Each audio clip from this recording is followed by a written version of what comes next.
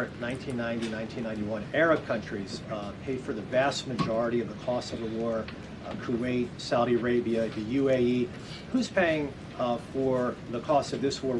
Trump is now showing interest in calling on Arab states to help pay for the cost of a potential war with Iran, and that idea is already raising serious questions about strategy, alliances, and how global conflicts are financed. At a recent White House briefing, Press Secretary Caroline Leavitt was asked whether Arab nations might step in financially, and her cautious response confirmed that this is something Donald Trump has been considering. This matters because it signals a shift in how the United States might approach not just military action, but who pays for it, potentially asking regional allies to share the financial burden. So before we break it down, watch this moment closely. Of the previous leaders who are now no longer on planet Earth because they lied to the United States and they strung us along in negotiations, and that was unacceptable to the president, which is why many of the previous leaders were killed. Back during the Persian Gulf War, 1990-1991, Arab countries paid for the vast majority of the cost of the war. Kuwait, Saudi Arabia, the UAE. Who's paying for the cost of this war? Will those Arab countries step up to do just that? Well, I think it's something the president would be quite interested in calling them to do. I won't get ahead of him on that, but certainly it's an idea that I know that he has and something that I think you'll hear more from him on. Does the administration support a regime or system where Iran is effectively charging tolls on these vessels to access? That's not something we support, and I would reject that they are cherry picking. In fact, as you know, these tankers that are moving through, the 10 that were previously announced and now the new 20, the announcement of 20 additional tankers, which we expect to see over the coming days, are a result of the direct and indirect talks that are taking place between the United States and Iran. So you wouldn't have seen those tankers if not for the president's diplomacy and his team engaging on this matter, which we expect that compliance moving forward. And it's, again, something that we're working on very closely. And then secondly, I know President Trump says we're ahead of schedule in achieving his military objectives in Iran. He laid out that 4 to 6 week timetable for this conflict, and we're now within week 5. So how do you square kind of those two? Well, 4 to 6 weeks estimated timeline. Again, you just said we're on day 30 of the operation.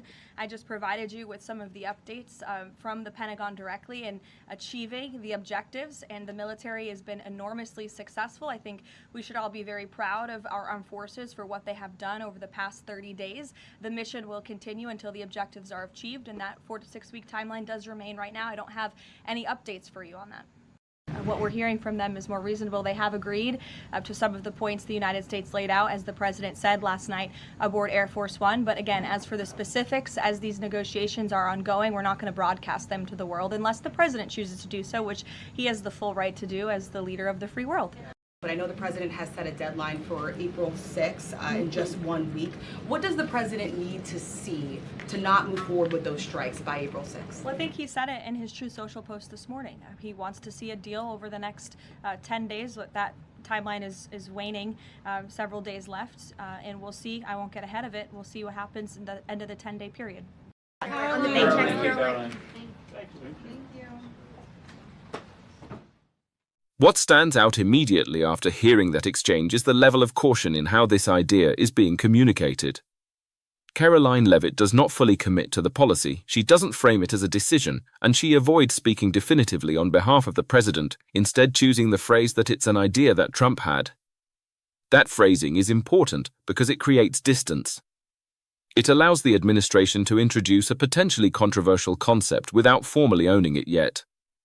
This is a classic strategic move in political communication, floating a trial balloon to see how it's received, both domestically and internationally, before solidifying a position.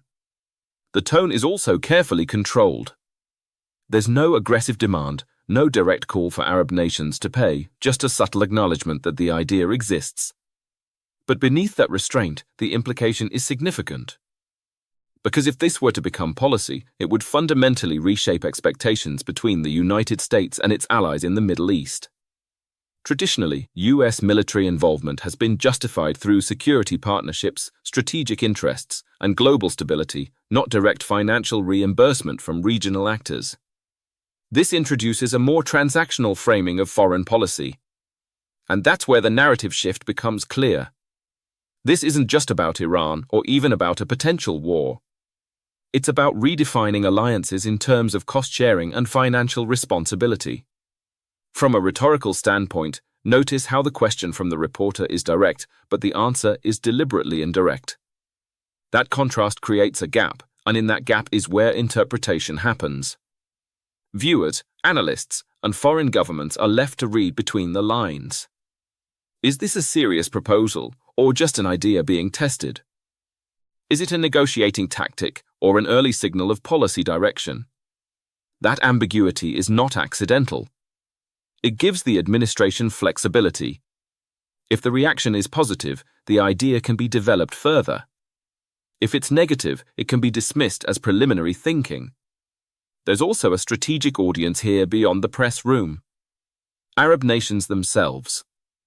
By even suggesting that they might be expected to contribute financially, the US is applying subtle pressure.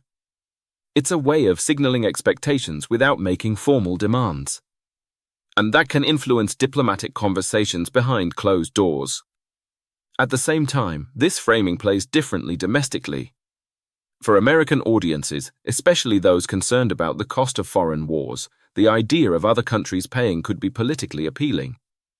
It taps into a broader narrative about reducing the financial burden on US taxpayers. So politically, there are potential benefits. It allows Trump to position himself as someone who negotiates hard, even with allies, and prioritizes American financial interests. But there are also risks. Because allies may interpret this not as partnership, but as conditional support. And that could strain relationships that are already complex. There's also the question of feasibility. Would Arab nations actually agree to fund a conflict in this way? Under what conditions? And what would they expect in return? Those questions remain unanswered, and that uncertainty adds another layer to the story. From a media framing perspective, this moment is being presented not as a policy announcement, but as a possibility. And that framing matters. It lowers the immediate stakes while still drawing attention to the idea. It keeps the conversation open.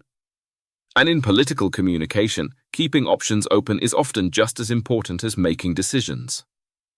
So what we're seeing here is not just a response to a question, it's a controlled introduction of a concept that could have major implications if it moves forward. A concept that touches on war, alliances, money, and power all at once. And the way it's being introduced, carefully, indirectly, and with room to retreat, tells you just how sensitive and potentially controversial it is. The real question now is how this idea evolves. Does it gain traction, or does it fade? Does it become policy, or remain a talking point?